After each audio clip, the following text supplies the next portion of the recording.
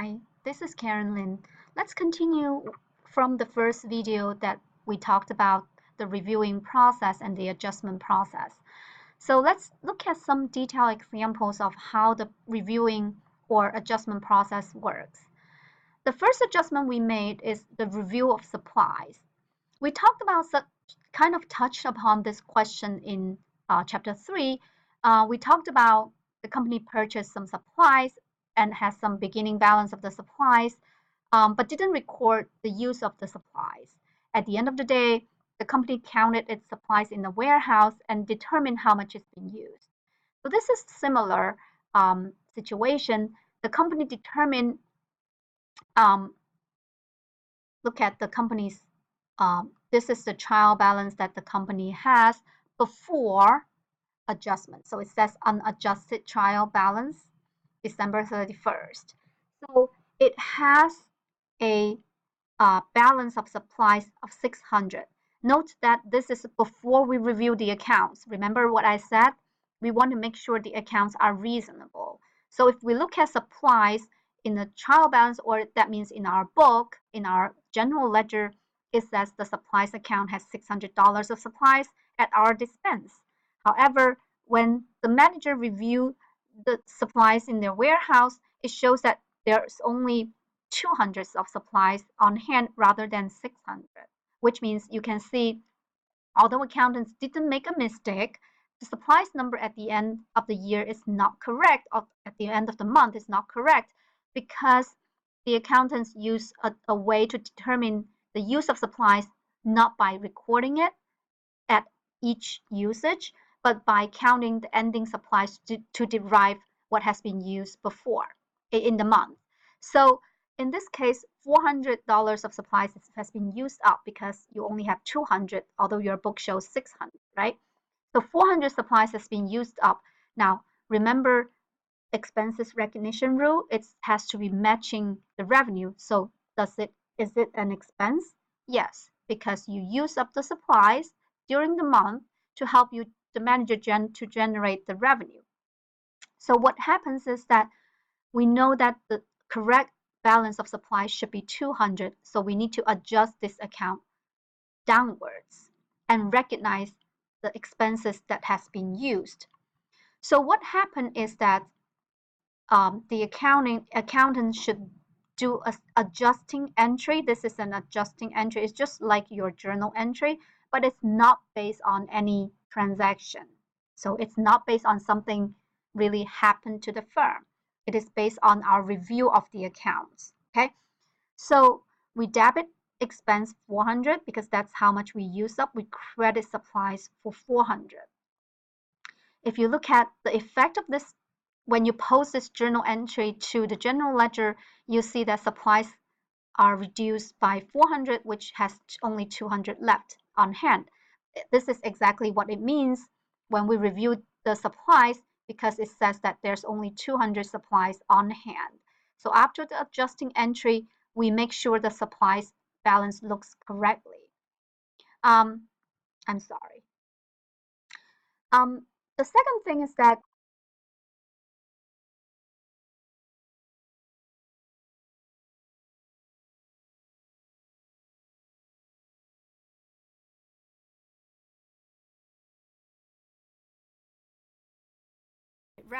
so correct balance of expense should be 400, right? So after we debit expense credit supplies, we generate the balances that reflects the economic fundamentals of the firm. That's the idea of doing a review. Second review. The review of insurance policy shows that the company used up 250 of insurance protection, and there are 750 of insurance protection that is still available for on December 31st. That means if we look at the T account, the trial balance before our review, you will see that there is a prepaid insurance. We said that's a asset account, right? It starts with 1, so it's an asset account. It has $1,000 in it.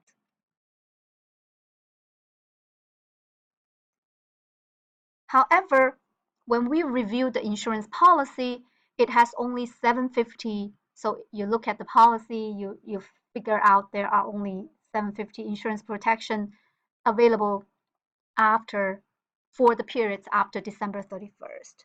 Okay, so that means you use up 250 protections. If you pause the video and ask yourself what kind of adjustment you need to make. Obviously, the answer is that you need to reduce the prepaid insurance because it was 1,000. Now it only has 750 in it, so you need to reduce that by 250. And you want to increase the expense by 250 because that's the expenses, that's the insurance we use to protect our production or our service during December. So that although it didn't, maybe you didn't have any accident, you didn't use it, but it's there to protect our operations, so we need to recognize that as an expense. When we post this journal entry to the general ledger, you will see that the prepaid insurance has only 750 left, which is exactly what we see when we first trying to review it, right? And the insurance expense becomes 250, which is correct because we have used up a portion of our insurance policy to protect our operation. Okay, so that's the second review. Okay, the third review.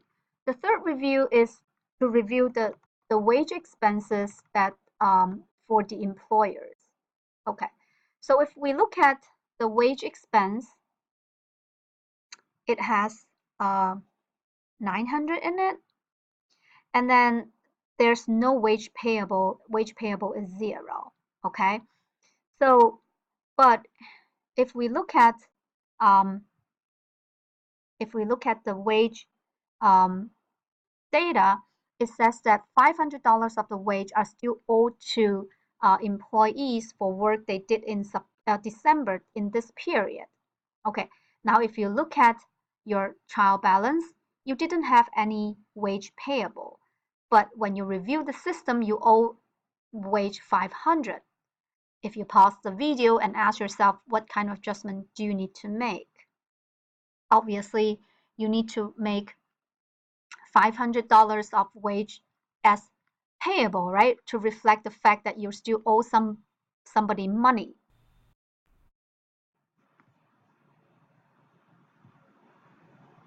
So what we need to do, we need to recognize the expense because we use the workers during the period to generate revenues.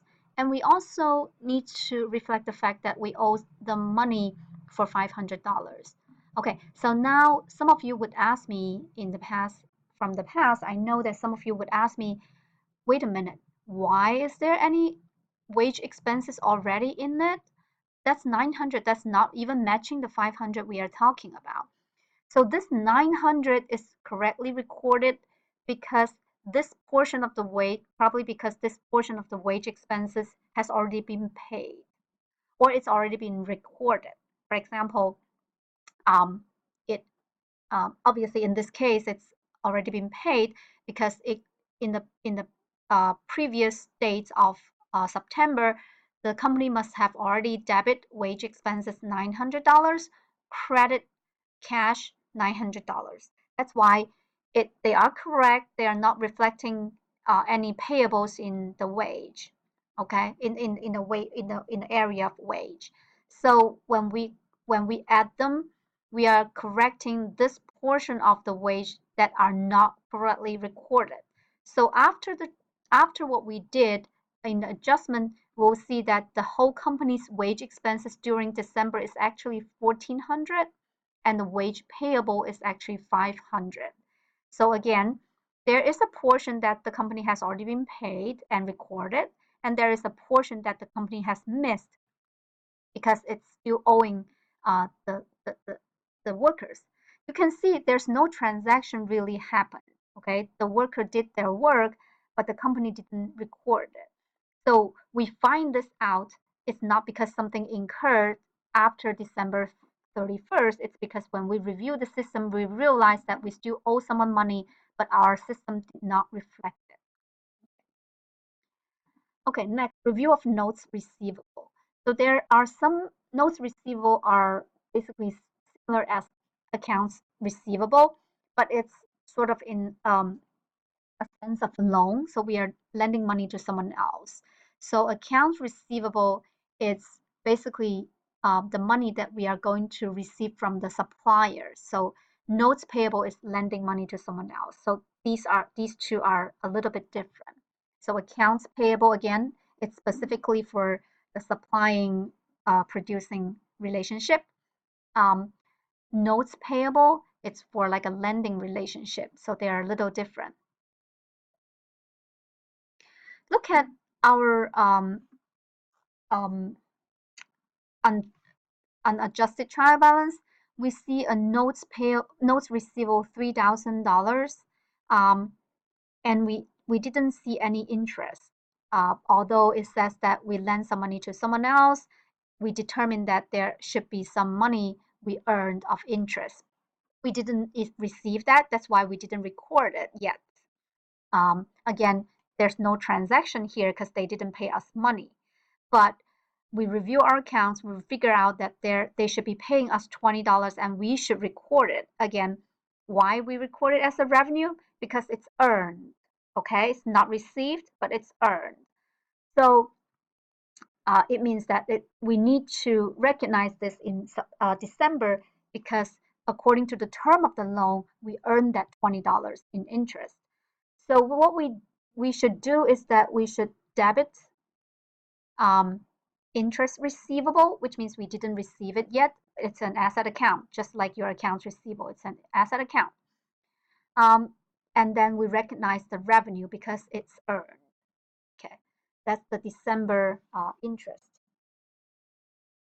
So after adjustment, we can see our T accounts correctly reflect the balance. We have some receivables in interest next period or in the future, and we have recognized the revenue. Unearned revenue. Okay. Prior to December the 1st, the company received cash from a customer for lessons they paid. They paid for, they prepaid basically. For example, they paid for a punch card, but they didn't use it, right?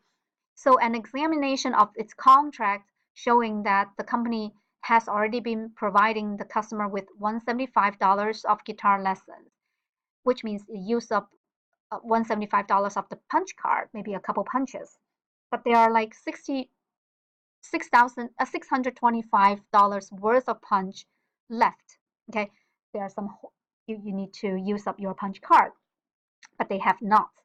So, but if we look at our unadjusted trial balance, it is showing that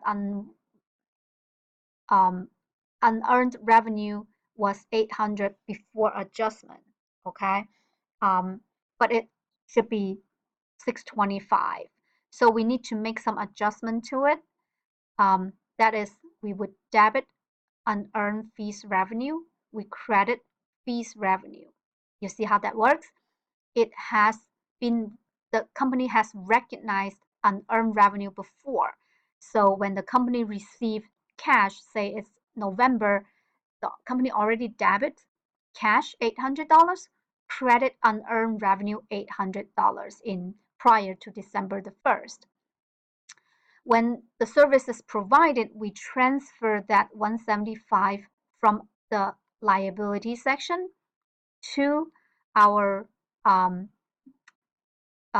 stockholders equity section, basically. So you can see it's the sources of borrowed resources, unearned revenue, to our retained earnings, basically. Okay, we'll talk about the retained earnings in our next chapter, but I just want to let you know it is we earned the revenue, that's earnings. So we increase our stockholders equity, we decrease our liability. Okay.